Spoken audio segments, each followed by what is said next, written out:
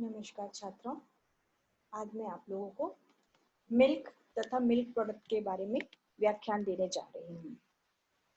यह व्याख्यान मुख्य रूप से बीएससी प्रथम वर्ष की गृह विज्ञान की छात्राओं के लिए है, जिसमें उनका पेपर बेसिक न्यूट्रिशन के तहत ये आता है। मिल्क अर्थात दूध, ये एक जटिल रासायनिक पदार्थ है, साथ ही साथ ये बहुत ही प्राकृतिक पदार्थ है। ये नेचुरल सोर्स है जो कि सभी मैमल्स से हमको प्राप्त होता है और सभी मैमल्स इसको प्रोड्यूस कर पाते हैं और अपने बच्चों को उसको पिलाते हैं। जहां तक मनुष्यों का प्रश्न उठता है, प्राचीन काल से ही मनुष्य आहार के रूप में दूध का प्रयोग कर रहा है। दूध में बहुत से पौष्टिक तत्व पाए जाते हैं, इसे अमृत भी कहा जाता है। ऐसे पौष्टिक तत्व जो शरीर के वृद्धि तथा विकास में सहायक होते हैं, जैसे कि कैल्शियम तथा प्रोटीन। इसके अलावा स्वस्थ रहने के लिए लैक्टोज नामक ऐसा कार्बोहाइड्रेट पाया जाता है जिससे कि ऊर्जा भी प्राप्त होती है। लेकिन कुछ लोगों में लैक्टोज इंटॉलरेंस देखा जाता है, अर्थात उनमें वो एंजाइम नहीं पाया जाता जिसे हम कहते हैं लैक्टेज। तो उस एंजाइम के अनुपस्थिति के कारण ऐसे लोग दूध का डाइजेशन नहीं कर पाते। लेकिन वैज्ञानिक युग है, आधुनिक युग है, अभी लैक्टोज फ्री दूध का भी निर्माण होने लगा है। तो दूध का उपयोग हर व्यक्ति हर समय हर उम्र में कर सकता है। अब हम देखते हैं कि दूध के संगठन को कौन कौन सी चीजें प्रभावित करती हैं। सबसे पहला होता है वंशानुक्रम, जिसको हम इंग्लिश में हेरिडिटरी कहते हैं। जिस प्रजाति के जानवर होता है, जैसे गाय है, भैंस है, बकरी है, ऊंट है, शीप है, इन सभी प्रजातियों के दूध का उपयोग पूरे विश्व के लोग करते हैं। तो जैसे गाय है तो उसकी कौन सी प्रजाति है? अगर जर्सी गाय है, देसी गाय है, तो जिस प्रकार की गाय होती है उसकी प्रजाति से उसके द्वारा प्रोड्यूस्ड मिल्क का कॉम्पोजिशन प्रभावित होता है। न्यूट्रिशन, जिस प्रकार का आहार उस जानवर या एनिमल को दिया जाता है, मिल्क का कॉम्पोजिशन जो है वो कम या ज्यादा होता है। एज, अगर जैसे जैसे मैमल की एज बढ़ती जाती है, मिल्क की जो कॉम्पोजिशन है, संगठन है, उसकी क्वालिटी है, वो डिटोरियोरेट या कंपैरेटिवली कम हो जाती है। डिजीज, यदि कोई किसी प्रकार का रोग अगर उस जानवर में है तो भी दूध का संगठन प्रभावित होता है। ये देखा गया है कि सीजन में भी, मौसम के द्वारा भी दूध जो होता है वो अपनी गुणवत्ता में कमी या अधिकता लाता है। हम भी जब हमारे घर में दूध आता है तब हम देखते हैं कि गर्मियों में जो दूध होता है उसकी क्वालिटी और स्वाद में थोड़ा सा अंतर होता है। इस टेबल के द्वारा हम देखते हैं रेनी सीजन अर्थात बारिश का मौसम, विंटर अर्थात ठंड का मौसम और गर्मी का मौसम। तो जब हम इसमें मिल्क की न्यूट्रिटिव वैल्यू देखते हैं तो हम पाते हैं कि जो सॉलिड फैट होता है, जो मिल्क का सॉलिड होता है वो रेनी सीजन और विंटर सीजन में अच्छा होता है, जबकि समर्स में जो सॉलिड होती है, सॉलिड की क्वांटिटी वो कम हो जाती है, वाटर की क्वांटिटी बढ़ जाती है। अब हम देखते हैं न्यूट्रिशनल एस्पेक्ट ऑफ मिल्क। दूध में ऐसे कौन कौन से न्यूट्रिएंट्स या पोषक तत्व पाए जाते हैं? मुख्य रूप से दूध में जल, वसा, प्रोटीन, कार्बोहाइड्रेट, लैक्टोज शर्करा के रूप में खनिज लवण पाए जाते हैं। इसमें जो प्रोटीन पाया जाता है वो बॉडी बिल्डिंग का काम करता है तथा टूटी फूटी कोशिकाओं की मरम्मत का काम भी करता है।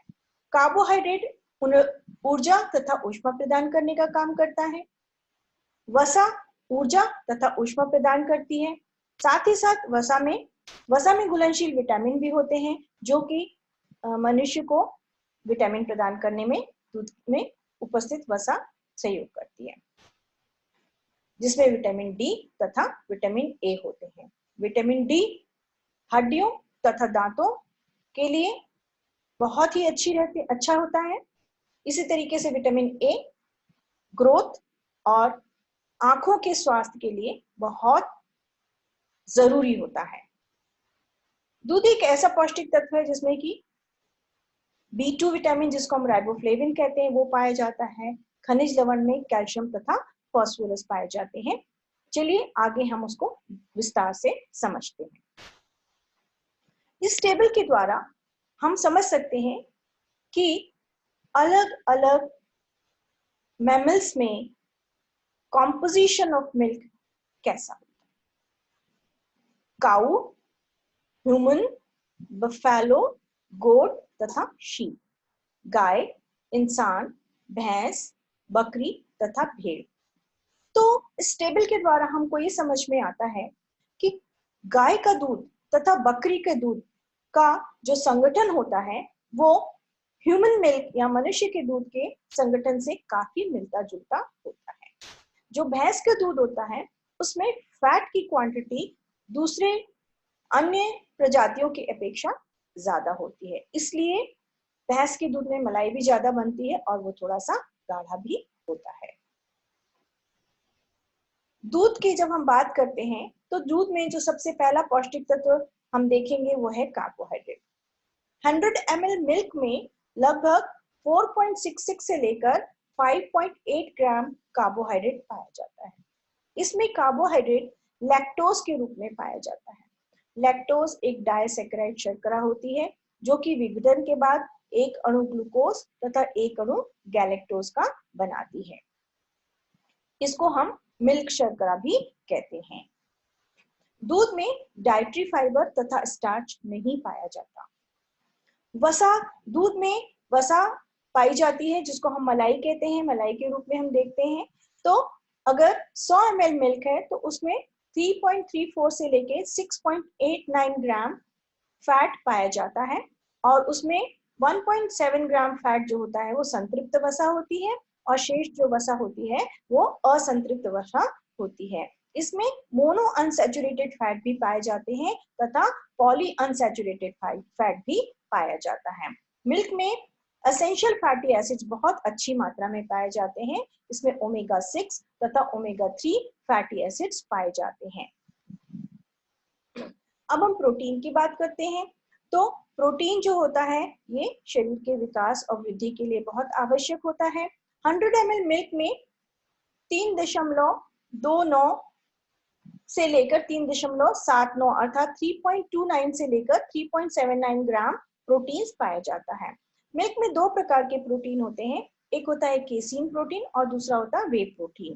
केसीन प्रोटीन 0.2 ग्राम होता है तथा वे प्रोटीन जो होता है वो 0.025 ग्राम पाया जाता है। दूध में alpha S1, alpha S2, beta तथा गामा केसीन पाए जाते हैं। इसी प्रकार से वे प्रोटीन की कैटेगरी में इसमें बीटा लैक्टोएल्बुमिन, इम्यूनोग्लोबिन तथा ब्लड सीरम एल्बुमिन भी पाए जाते हैं। अब हम देखते हैं विटामिन। दूध एक ऐसा पौष्टिक तत्व है या एक ऐसा पौष्टिक आहार है जिसमें जल में घुलनशील विटामिन और साथ ही साथ वसा में घुलनशील विटामिन भी पाए जाते हैं। तो एक कप दूध लगभग 250 ml का होता है, उसमें 44% जो है वो हमारे शरीर की आवश्यकता वाले विटामिन पाए जाते हैं। दूध में विटामिन ए 478 इंटरनेशनल यूनिट पाया जाता है। विटामिन डी 127 इंटरनेशनल यूनिट पाया जाता है। विटामिन के 0.2 माइक्रोग्राम पाया जाता है। ये सभी वसा में घुलनशील विटामिन है। अब जल में घुलनशील विटामिनों में विटामिन B2 जिसको हम राइबोफ्लेविन कहते हैं 0.5 milligram, niacin 0.2 milligram, folate 12.2 microgram, vitamin B6 0.1 milligram, vitamin B12 1.1 microgram पाया जाता है। इसके अलावा मिल्क में बिटरीन, पैंटोथेनिक एसिड, कोलिन ये सब विटामिन पाए जाते हैं। लेकिन दूध में विटामिन सी, ई तथा विटामिन B1 नहीं पाए जाते। कौन से विटामिन दूध में नहीं पाए जाते बच्चों? विटामिन सी, विटामिन ई तथा विटामिन B1। अब हम देखते हैं मिनरल्स अर्थात खनिज लवण।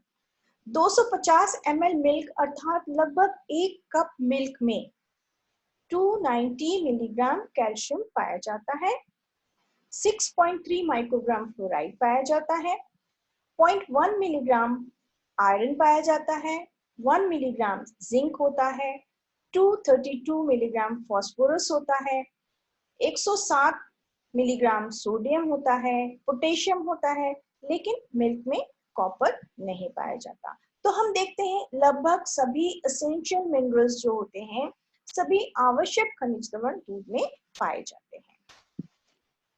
अब हम देखते हैं दूध की फिजिकल प्रॉपर्टी क्या होती है। डेंसिटी ऑफ मिल्क में जो रेंज होता है वो होता है 1027 से लेकर 1033 kg M3। विस्कोसिटी जो होती है वो डिपेंड करती है कि कितना अमाउंट ऑफ फैट दूध में पाया जाता है। दूध का फ्रीजिंग पॉइंट जो होता है वो होता है 0.550 डिग्री सेंटीग्रेड। अगर दूध में पानी डाल दिया जाए तो उसका फ्रीजिंग पॉइंट जो है वो और कम हो जाता है। एसिड बेस इक्विलिब्रिया जब हम देखते हैं तो दूध का जो पीएच होता है वो 6.5 से लेकर 6.7 होता है। ऑप्टिकल प्रॉपर्टीज जो पाई जाती हैं उसका रिफ्रैक्टिव इंडेक्स जो होता है वो 1.344 से लेकर 1.3485 होता है, जो कि टोटल सॉलिड के एस्टिमेशन में सहयोग या काम आता है। अब हम देखते हैं कि जब हम दूध को गर्म करते हैं या ज्यादा गर्म करते हैं तो क्या इफेक्ट पड़ता है। जब हाई टेम्परेचर ट्रीटमेंट हम दूध को देते हैं तो दूध का जो प्रोटीन होता है, वे प्रोटीन और केसीन, ये आपस में इंटरेक्शन कर लेते हैं जिससे कि फंक्शनल प्रॉपर्टीज परिवर्तित होती हैं, लेकिन न्यूट्रिशनल प्रॉपर्टीज में कोई परिवर्तन नहीं आता है। अब हम इस चित्र में देखते हैं कि दूध के कितने सारे प्रकार हैं। हमको दूध दिख रहा है, दही दिख रहा है, छाछ दिख रही है, मक्खन दिख रहा है, पनीर दिख रहा है, चीज दिख रहा है। तो हम देखते हैं दूध के कितने सारे प्रोडक्ट्स होते हैं। चलिए हम देखते हैं मिल्क के प्रकार। सबसे पहला प्रकार होता है होल मिल्क। होल मिल्क अर्थात संपूर्ण दूध। संपूर्ण दूध में वो दूध होता है जिसमें कि पूरी वसा पाई जाती है, इसमें से वसा निकाली नहीं जाती। तो लगभग 1 कप दूध जो होता है उससे हमको 150 कैलोरीज मिलती हैं और 8 ग्राम वसा प्राप्त होती है। इस दूध में चूंकि ये होल मिल्क होता है, कभी कभी कुछ मात्रा में विटामिन डी ऐड कर लिया जाता है और विटामिन डी जो है वो 400 इंटरनेशनल यूनिट ऐड किया जाता है। अगला प्रकार है 2% reduced fat milk. 2% reduced fat milk का यदि हम 1 कप दूध लेते हैं तो उससे हमको 120 कैलोरीज प्राप्त होती है और 5 ग्राम हमको इससे फैट पाया जाता है। इनमें विटामिन ए तथा डी ऐड कर दिया जाता है जिससे कि इसकी कमी ना हो। फिर आता है टोन्ड मिल्क। ये बाजार में उपलब्ध होता है, पैकेट के रूप में हमारे यहाँ आम मिलता है। जो सिंगल टोन्ड मिल्क होता है उसमें 1% लो फैट होता है, इसलिए हम इसको 1% लो फैट मिल्क भी कहते हैं और इसको लाइट मिल्क भी कहा जाता है। इसके 1 कप जो दूध होता है उससे हमको 100 कैलोरी और 2.5 ग्राम फैट प्राप्त होता है। इसमें भी विटामिन ए तथा विटामिन डी फोर्टिफाई किए जाते हैं। फिर आता है डबल टोन्ड मिल्क। ये बिल्कुल फैट फ्री मिल्क होता है, इसको हम स्किम मिल्क भी कहते हैं, नॉन फैट मिल्क भी कहते हैं। इसमें फैट बिल्कुल भी नहीं पाया जाता। तो ऐसे लोगों को जो ओबीज होते हैं, जिनको कोई बीमारियां होती हैं, जिनमें इसमें उनको वसा नहीं लेना होता है, ऐसे लोग डबल टोन मिल्क का उपयोग करते हैं जिससे कि हमको 80 कैलोरीज 1 कप से प्राप्त होती है और जो वसा होती है इसमें बिल्कुल भी नहीं पाई जाती। इन दूध में भी विटामिन ए तथा विटामिन डी को फोर्टिफाइड किया जाता है अर्थात ऐड किया जाता है। फिर आता है फ्लेवर्ड मिल्क, सुगंधित दूध। मार्केट में, बाजार में सुगंधित दूध बहुत अलग अलग प्रकार से प्राप्त होते हैं, जैसे चॉकलेट मिल्क, कॉफी मिल्क, अलग फ्रूट के फ्लेवर के मिल्क। तो इस प्रकार से जो फ्लेवर्ड मिल्क होते हैं ये जरूर से पास्चराइज्ड और स्टरलाइज्ड तथा बॉइल्ड होते हैं। चॉकलेट मिल्क जो होता है वो फैट फ्री भी हो सकता है, लो फैट भी हो सकता है और होल मिल्क भी हो सकता है। तीनों प्रकार के दूध में हमको चॉकलेट मिल्क प्राप्त होता है। एवोपरेटेड मिल्क। एवोपरेटेड मिल्क जो होता है इसमें 60% का जल जो है वो रिमूव कर दिया जाता है। इसको होमोजेनाइज किया जाता है और विटामिन डी से फोर्टिफाइड किया जाता है। दूसरा होता है इवेपोरेटेड फैट फ्री मिल्क। इस मिल्क में फैट को रिमूव कर दिया जाता है, साथ ही साथ विटामिन ए तथा विटामिन डी को फोर्टिफाइड किया जाता है। चित्र में हम देख सकते हैं कि whole milk, reduced fat milk और लो फैट मिल्क, इनमें जो जल, ऊर्जा, कार्बोहाइड्रेट, वसा, प्रोटीन तथा कैल्शियम, इन सब की मात्रा में क्या क्या अंतर होता है। मुख्य रूप से जो अंतर होता है वो होता है ऊर्जा का तथा फैट की क्वांटिटी का। जैसे ही हम वसा कम करते हैं ऊर्जा की मात्रा स्वतः ही कम हो जाती है। स्टैंडर्डाइज्ड मिल्क, ये मिल्क वो होता है जब हम मार्केट से दूध लेते हैं या दुग्ध संघों द्वारा या किसी दूध की कंपनी के द्वारा जब दूध लेते हैं तो हम लोग क्या करते हैं, सभी प्रकार के दूध को मिला देते हैं, मिक्स कर लेते हैं, अलग अलग गांवों से आए हुए दूध के डिब्बों को मिला लेते हैं। लेकिन एक स्टैंडर्ड फिक्स होता है जिसमें कि क्रीम नहीं निकाली जाती, मलाई नहीं निकाला जाता, फैट नहीं निकाला जाता। वो काऊ का भी हो सकता है, बफेलो का भी हो सकता है, शीप का भी हो सकता है, गोट का भी मिल्क हो सकता है, या फिर कॉम्बिनेशन मिल्क भी हो जाता है। लेकिन स्टैंडर्डाइज मिल्क का मतलब वो होता है जिसमें निर्धारित मात्रा में वसा, प्रोटीन, फैट, जिसको हम कहते हैं कार्बोहाइड्रेट, विटामिन होते हैं।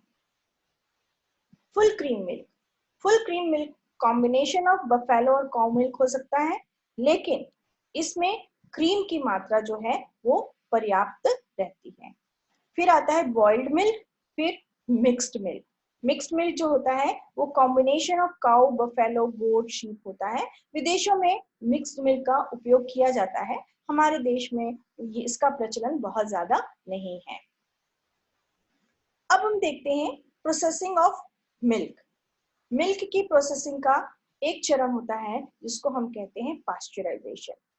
दूध एक पेरिशेबल आइटम है। पेरिशेबल का अर्थ होता है जल्दी खराब हो जाने वाला। अगर दूध को गर्म नहीं किया जाता, उबाला नहीं जाता, तो वो बाहर के टेम्परेचर में बहुत जल्दी खराब हो जाता है। पास्चराइजेशन एक ऐसी प्रोसेस होती है जिसके द्वारा मिल्क में उपस्थित जीवाणु को नष्ट कर दिया जाता है, जिससे कि दूध लंबे समय तक अच्छा रहे, ताजा रहे। तो पास्चराइजेशन की जो प्रक्रिया होती है उसमें बैक्टीरियाज को किल किया जाता है। सबसे पहले पास्चराइजेशन का इन्वेंशन जो है 1864 में एक फ्रेंच साइंटिस्ट हैं जिनका नाम है लुईस पास्चर। ये बहुत ही प्रसिद्ध वैज्ञानिक हैं जिन्होंने बैक्टीरिया का डिस्कवर किया था, और उन्होंने ही पास्चराइजेशन का भी सबसे पहले इन्वेंशन किया था। उन्होंने ये देखा कि डेयरी प्रोडक्ट या दूध को बहुत तेज टेम्परेचर में गर्म करके फिर उसको तुरंत ही ठंडे टेम्परेचर में लाया जाए तो उससे सारे बैक्टीरिया नष्ट हो जाते हैं। तो ये प्रक्रिया जो है इनके द्वारा बताई गई थी, इसलिए लुई पास्चर के नाम से इस विधि का नाम भी पास्चराइजेशन रखा गया। फिर आता है होमोजेनाइजेशन। होमोजेनाइजेशन जो होता है वो एक ऐसा प्रक्रिया होती है कि जिसमें दूध में जो फैट होता है वो उसके साथ मिक्स्ड रहता है। इस प्रोसेस में पास्चराइजेशन में कभी कभी ऐसे होता है कि मिल्क जो होता है उसका फैट निकल जाता है। होमोजेनाइजेशन में जो फैट होता है वो होमोजेनाइज फॉर्म में इसमें पाया जाता है। फलस्वरूप जो दूध होता है उसका एंड प्रोडक्ट जो होता है उसका टेस्ट अच्छा होता है, वो स्मूथ हो जाता है, वो क्रीमी लगता है और साथ ही साथ कंसिस्टेंट भी होता है। अब हम देखते हैं मिल्क के बारे में मैंने आपको बताया। अब हम देखते हैं मिल्क प्रोडक्ट्स। इंडिया में दूध का प्रयोग बहुतायत से किया जाता है, और आप देखिए हमारे आहार में कब ऐसे होता है कि हम दूध के बने हुए पदार्थों का प्रयोग नहीं करते हैं। चाहे वो ब्रेकफास्ट हो, चाहे वो लंच हो, चाहे वो डिनर हो, चाहे वो कोई त्योहार हो या कोई सामान्य अवसर हो, दूध और दूध से बने हुए पदार्थों का आम प्रयोग किया जाता है और बहुतायत से प्रयोग किया जाता है। इस वर्गीकरण में हम देखते हैं फैट रिच प्रोडक्ट में घी, मलाई और मक्खन होता है। हीट डेसिकेटेड प्रोडक्ट्स में कुल्फी, रबड़ी, बासुंदी, खोआ, पेड़ा, कलाकंद, गुलाब जामुन बनते हैं। हीट और कोएगुलेशन के द्वारा पनीर और छेना बनता है। छेना से संदेश, रसगुल्ला और अन्य बहुत सारी मिठाइयां बनती हैं। फिर आता है कल्चर्ड प्रोडक्ट, जिसमें कि दही और मिष्टी दही होता है। साथ ही साथ दही के द्वारा श्रीखंड भी बनता है, काचा लस्सी, मठा बनता है। योगर्ट भी दही का ही एक प्रकार होता है। तो इस डायग्राम के द्वारा आप बहुत अच्छी तरीके से मिल्क प्रोडक्ट्स के बारे में समझ सकते हैं और उनको विस्तार से हम जान सकते हैं। तो चलिए हम देखते हैं क्रीम। क्रीम क्या है? पीएफए के रूल के अनुसार 1976 में क्रीम का एक स्टैंडर्डाइजेशन किया गया और बेफेलो की क्रीम हो, चाहे काऊ की क्रीम हो, चाहे कॉम्बिनेशन की क्रीम हो, उसमें ये निर्धारित किया गया कि इसमें जो फैट होता है वो 25% से कम नहीं होना चाहिए। क्रीम जो होता है वो rich in vitamin A, D, E, K होता है। क्यों? क्योंकि हमको मालूम है कि ये सब वसा में घुलनशील विटामिन है। हम क्रीम को अलग अलग रूप में क्लासिफाई करते हैं। क्रीम जो होता है table cream, coffee cream, heavy cream के नाम से जाना जाता है। आगे हम डायग्राम के द्वारा इसको समझने की कोशिश करते हैं। देखिए, टेबल क्रीम, लाइट क्रीम और कॉफी क्रीम जो होता है उसमें 20 से लेकर 25% तक मिल्क फैट पाया जाता है। इसके अलावा व्हिपिंग क्रीम, हैवी क्रीम और प्लास्टिक क्रीम में 30 से 40% तक मिल्क फैट होता है। तो ये मिल्क का वर्गीकरण था, क्रीम का वर्गीकरण था। क्रीम का कॉम्पोजिशन अगर हम देखें, संगठन हम देखते हैं अगर क्रीम का, तो उसमें 68% जल होता है, 25 से 60% फैट होता है, 1.69 से लेकर 2.5% प्रोटीन होता है, 2.47 से लेकर 3.71 लैक्टोज होता है, एशेस होते हैं, सॉलिड होता है जो वो 31.8 से लेके 54.55% जो होता है इसमें सॉलिड होता है, और नॉन सॉलिड नॉट फैट जो होता है वो 4.55 से लेकर 6.80% होता है। और सॉलिड नॉट फैट जो कंटेंट होता है वही क्रीम की क्वालिटी को कंटेंट को निर्धारित करता है। अब आता है बटर या मक्खन। बटर जो होता है ये पाश्चराइज्ड क्रीम होता है। पाश्चराइज्ड क्रीम बटर को हम सामान्य रूप से बटर कहते हैं। बटर भी अलग अलग प्रकार के होते हैं, ripened cream butter, unripened cream butter, salted butter, unsalted butter, sweet cream butter, sour cream butter तथा फ्रेश बटर। जो हम घर में बनाते हैं उसको हम कहते हैं फ्रेश बटर। फिर आता है घी। हर भारतीय के घर में घी जो है वो एक बहुत ही महत्वपूर्ण इंग्रेडिएंट होता है जो कि आहार में प्रयोग में लाया जाता है और भारतीय लोग बहुत ही शौक और पसंद से इसका उपयोग करते हैं। सामान्य रूप से ये कहा जाता है कि हमको प्रतिदिन अपने आहार में कम से कम 1 चम्मच घी जरूर लेना चाहिए। तो घी जो होता है वो सबसे महत्वपूर्ण बात इसमें ये रहती है कि इसमें लैक्टोज नहीं पाया जाता। तो जिन लोगों को लैक्टोज इंटॉलरेंस होता है उनके लिए घी बहुत अच्छा उत्पाद होता है, दूध प्रोडक्ट होता है, मिल्क प्रोडक्ट होता है, क्योंकि इसमें लैक्टोज नहीं होता।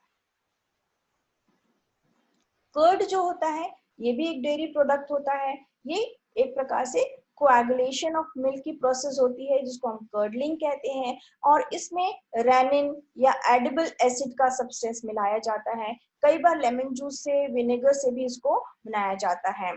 इसमें रेनिन की जो रेनेट जो होता है वो डालने से जो मिल्क होता है वो उसका लैक्टिक एसिड जो होता है बैक्टीरिया के द्वारा लैक्टिक एसिड बैक्टीरिया प्रोड्यूस हो जाते हैं और जो कर्डलिंग मिल्क में थिकनेस होती है और हल्का सा खट्टापन आ जाता है।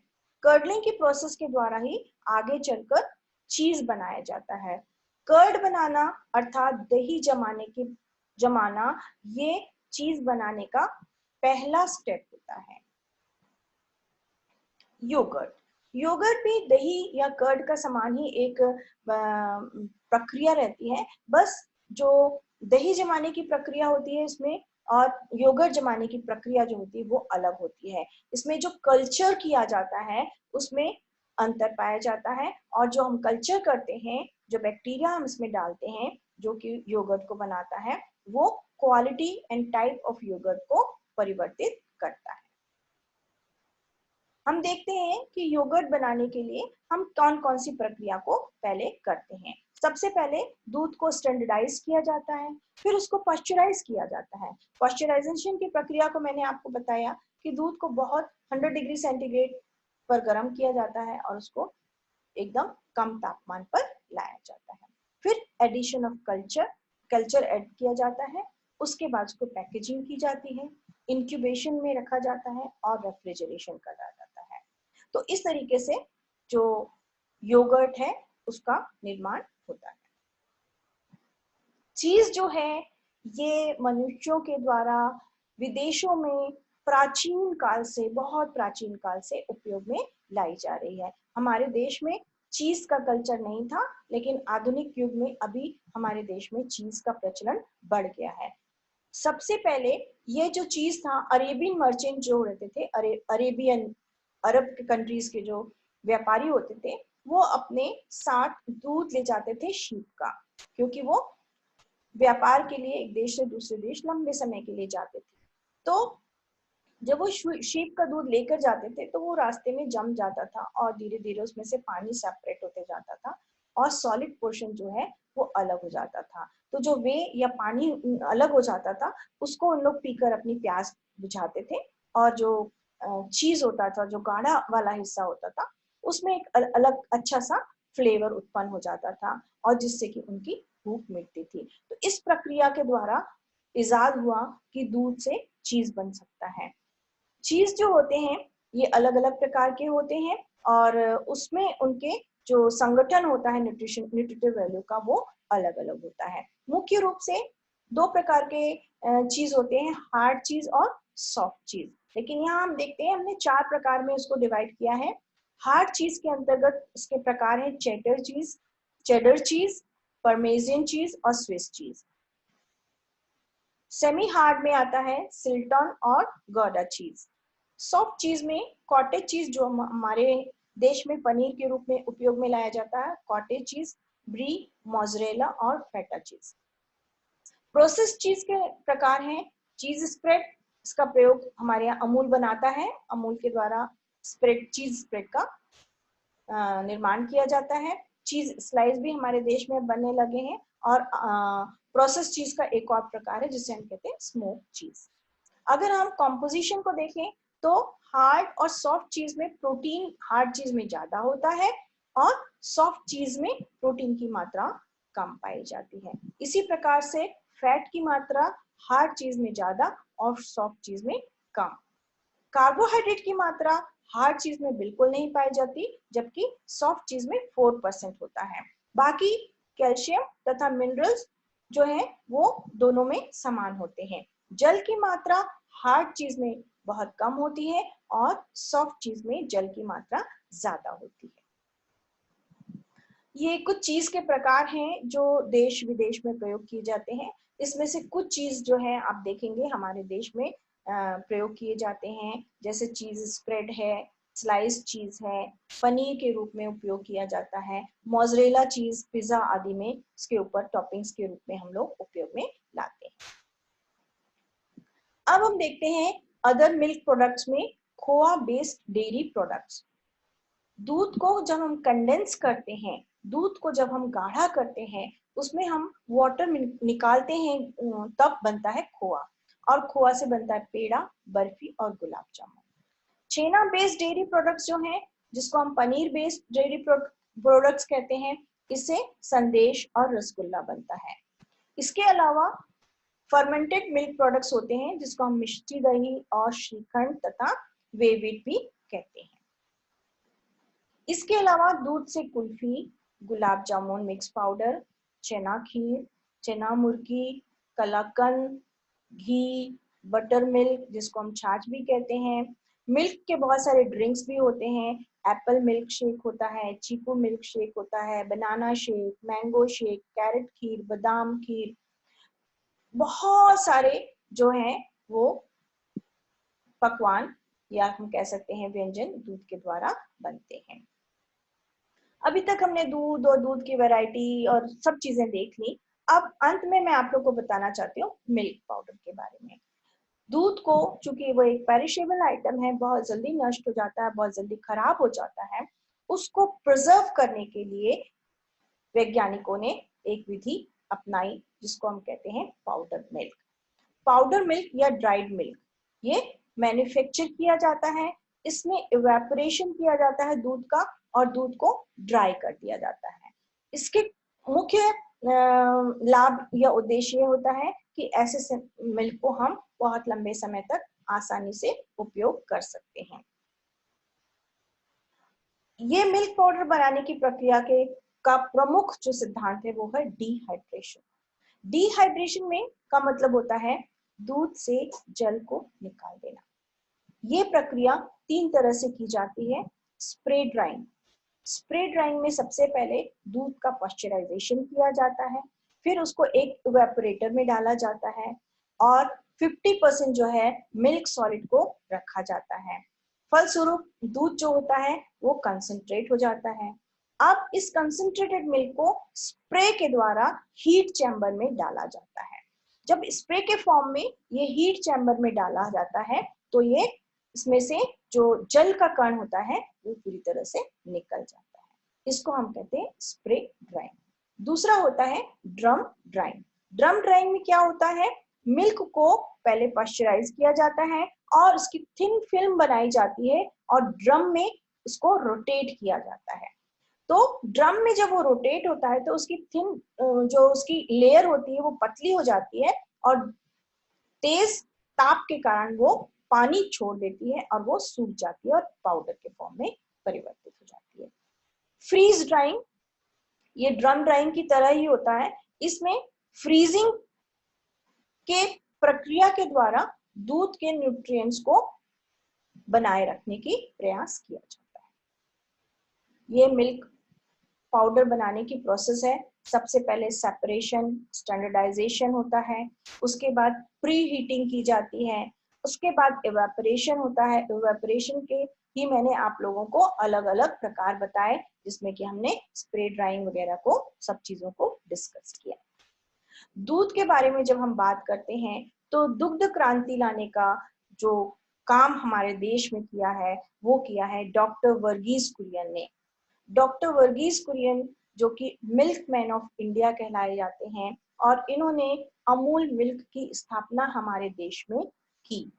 तो इस व्याख्यान की समाप्ति में डॉक्टर वर्गीस कुरियन को श्रद्धांजलि देते हुए करना चाहती थी, इसलिए उनको हमारा नमन। व्याख्यान की समाप्ति में आपको धन्यवाद, आपने इस व्याख्यान को शांतिपूर्वक सुना। Stay home, stay safe. नमस्कार।